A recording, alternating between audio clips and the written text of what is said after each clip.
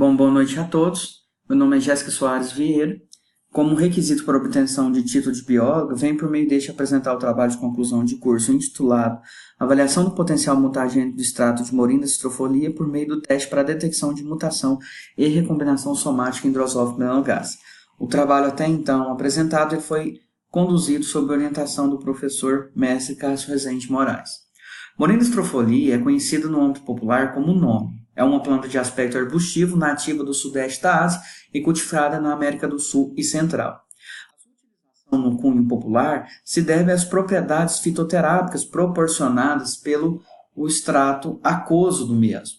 Então você tem ali uma grande quantidade de vitamina C que confere ação antioxidante, prevenindo doenças associadas à oxidação de biomoléculas, ação antibacteriana, ou seja, um potente antibiótico, ação antitumoral, agindo aí na prevenção e cura do câncer, e ação anti-inflamatória.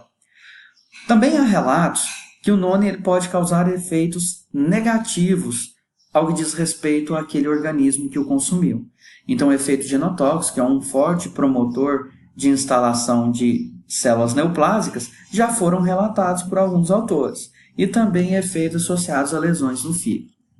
Bom, atualmente, no Brasil, a Anvisa não libera a comercialização do fruto para fins medicinais, devido à ausência de dados toxicológicos sobre o mesmo. O presente trabalho teve como objetivo avaliar o potencial mutagênico de Morinda citrofolia em células somáticas em Drosophila melanogaster, visando contribuir com dados toxicológicos ao que diz respeito à utilização do mesmo. Bom, o câncer, então, todo mundo sabe que ele surge a partir de alteração no material genético, o acúmulo de mutações que, devido ao não reparo, passa a exercer aí uma atividade proliferativa exacerbada.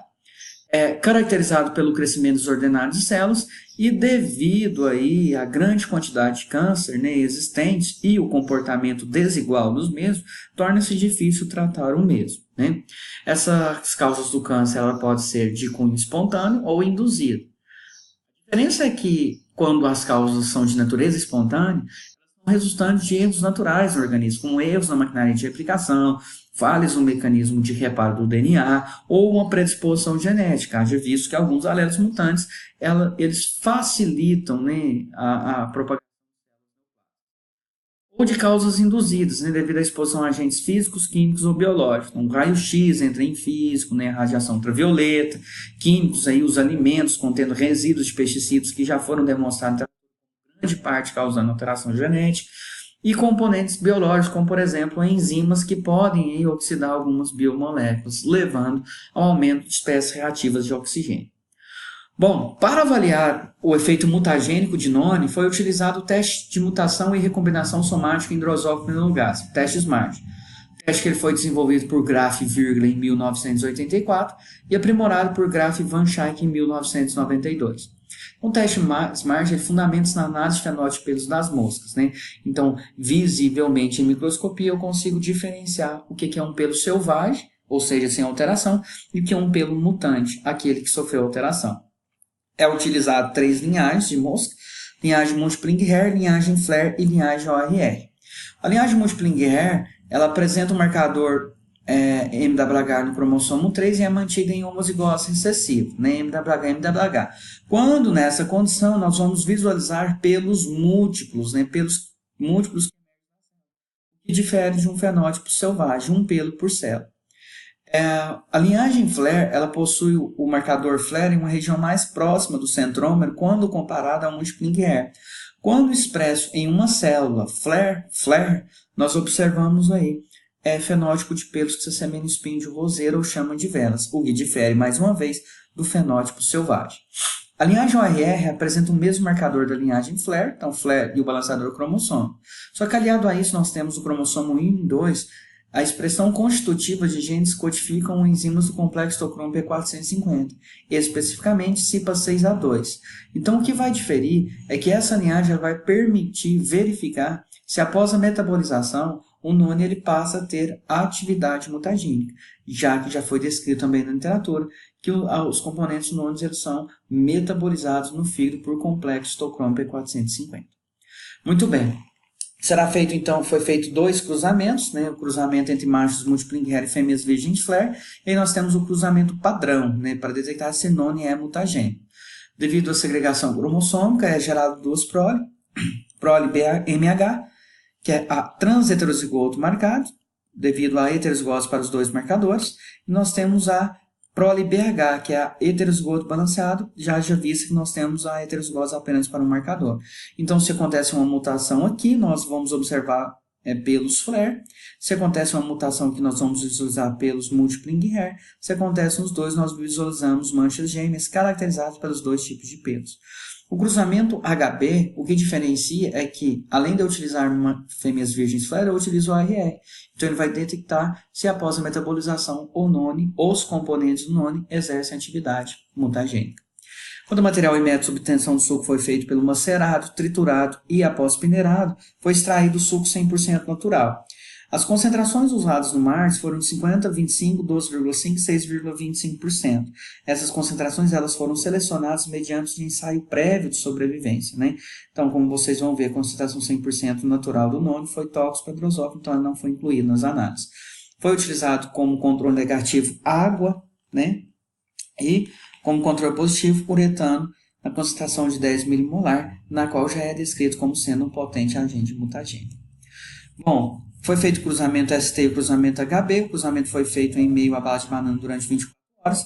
Posteriormente foram transferidos para meio de postura de ovos à base de fermento e sacarose, suplementa fermento e sacarose, onde permaneceram durante 8 horas. Né?